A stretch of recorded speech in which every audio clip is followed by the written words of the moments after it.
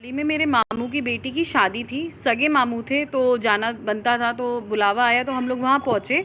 तो जब वहाँ पहुँचते तो वहाँ पे जितने भी लोग थे उनका ये कहना था कि पहले मैं भाजपा से तौबा करूँ, उसके बाद ही वो शादी में शामिल होने देंगे।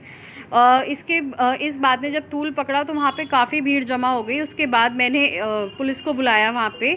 जब पुलिस आई तो मामला फिर शांत कर दिया गया। जैसे ही पुलिस गई तो दोबारा वो मामला गरमाने लगा और उसके बाद उन्होंने कहा, एक ही बात पे वो स्टैंड लिए हुए थे कि भाजपा से तौबा करो। मैंने पूछा कि भाजपा से तौबा करने का क्या मतलब है इस टाइम।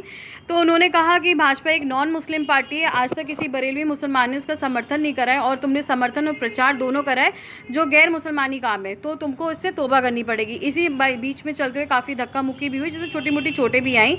इसी मामले को लेकर मैंने FIR कल दर्ज कराई है। कौन लोग थे जो इस तरह का प्रेशर तुम्हारे पर बना? मेरे अपने ही रिश्तेदार हैं, मेरे मामू, उनका बेटा, और उनका ये कहना है कि तस्लीम मियाँ और तस्लीम मियाँ का दामाद जो अरसलान है, शिरान है, और उनके जो साले हैं जरताब और बुरहान जो सज्जादा नशीन है पीलीभीत में, उन सब का प्रेशर है उनके ऊपर, जो उनको ये कहने के लिए मजबूर कर रहे हैं। वो कह रहे हैं कि अगर तुम ऐसा नहीं करोगे तुम भी मेरी लाइन में आ जाओगे और काफिरों में शामिल हो जाओगे।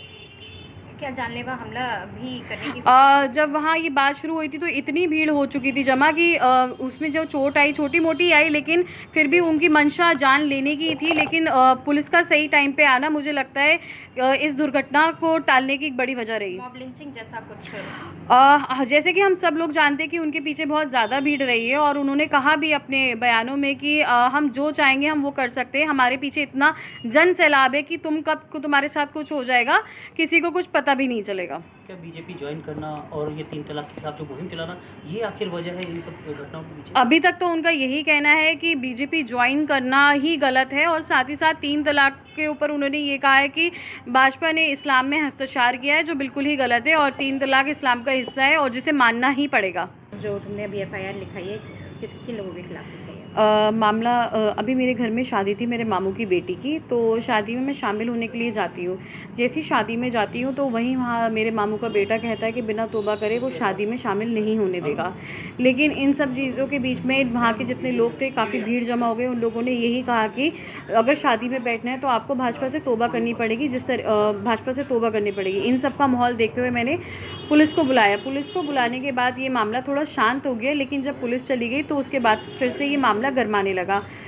उनका साफ तौर से कहना था कि भाजपा एक नॉन मुस्लिम पार्टी है, आज तक किसी बरेलवी मुसलमान ने उसका समर्थन और प्रचार नहीं किया है, आपने दोनों किया है, तो आपको भाजपा तौबा करनी पड़ेगी और तौबा आपके ऊपर वाजिब है। अगर जो लोग इसमें शामिल होते हैं आपके साथ वो सब भी गुनहगार होंगे अगर आपने तौबा नहीं करी तो। क्या चाहते थे वो लोग? कौन है ये लोग?